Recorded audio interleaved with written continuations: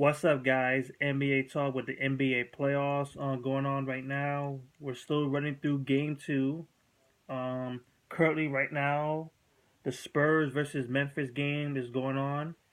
That'll be for later. Right now, I want to talk about is the Atlanta Hawks beating the Boston Celtics 89 to 72. The Atlanta Hawks came to play defensively. They came to play. Usually, it was um, basically Boston playing hard, good defensive efficiency, which they did tonight. It's just that Atlanta Hawks had it both on offense more and defense more. Um, they really showed it tonight with all those blocks. Boston Celtics looking very bad this game on the offensive end, only scoring 7 points in the first quarter overall. Just 7 points. Atlanta Hawks would score 24 points in that quarter. Um, the Boston Celtics on occasionally try to bounce back. But they never caught up to the lead. They never was able to catch up to the lead, not once. Not tie it, no pass it, nothing. Um, do not get me wrong. Boston on the defensive end played pretty good. They played pretty damn good in the defensive end. Defensive efficiency is just that Atlanta Hawks had it on both ends. Um, so let's just get into it. Boston first. You have Joe Crowder shooting 1 out of 9. Um, he had 4 steals and 2 block shots and 7 rebounds, showing that he did play on the defensive end, but on the offensive end, nada. You have Amir Johnson giving you something of all times now. He wants to give you something on offense. 14 points and 8 rebounds, 6 out of 11 shooting. And he also had a block shot. Sullinger only played for 14 minutes. I don't know if he got hurt or the Brad Stevens just took him out. I don't know. Marcus Smart filling in for Bradley. If you don't know, Bradley is injured. His hamstring, I believe. He will be out for the rest of the series. We don't know if he's going to be in the later playoffs if the Boston Celtics actually make it. Um, Marcus Smart shot 1 out of 11, only made 1 3-pointer. 1 out of 11 shooting overall. He had 2 block shots and a steal. Defensive end shows up. 16 points from Isaiah Thomas, who shot 4 out of 15, which is terrible. He also had a block shot. Then we look to the bench. We have Evan Turner, 12 points and 5 rebounds. Um, we have this guy Roser, one of the rookies from last year's draft, 10 points. And that's pretty much it. You've seen a lot of people coming off the bench because it was just not working.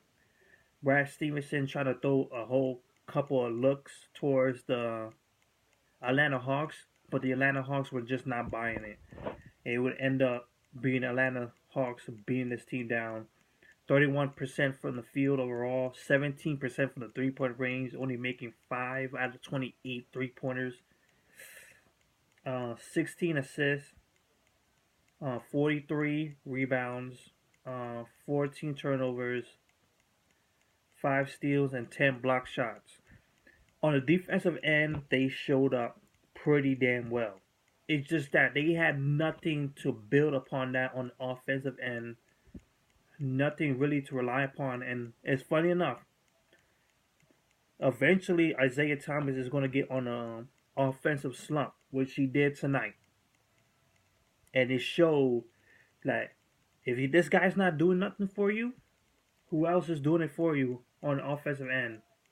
Evan Turner, he used to be on that good offensive end back when he was at Philly. His last year in Philly, but now, mm-mm. So that is something to keep in mind. So we look at Atlanta Hawks a whole bunch. Bazemore has shot 2 out of 14, which is terrible. He also had 9 rebounds, 2 steals, pretty decent. Millsap did not also have a good game, courtesy of the Boston Celtics playing good defense. 1 out of 12 shooting, but he did good on the offensive end. Well, defensive end. Sorry, 4 block shots, baby, 4 block shots. And that nasty one to Isaiah Thomas. That was just smack it off the backboard. Um, 17 points from Al Horford. He was having his way, actually. He also had 5 block shots, playing good defense. And Kyle Korver finally showed up. For the most, pretty much all of season, he has declined as a player in his shooting, in his 3-point shooting efficiency. He has dropped. He ever since the injury he suffered in the playoffs of last year against the Cleveland Cavaliers, particularly Dellavedova, he hasn't seemed to recover from what he went through. This is the first time I've seen him actually show up greatly tonight. 17 points, 6 out of 9 shooting, 5 out of 7 from the 3-point range, 7 rebounds, 1 block shot, and a steal. There you go. Like, if they could get something like that from him, it's going to be a real hard problem for Boston. Jeff Teague had 13 points and 6 assists and 2 steals. We look to the bench. We have Selevo. I used to know how to say his name right. Salo. I can't really say it. I'll just skip him. Schooner had 8 points to keep going.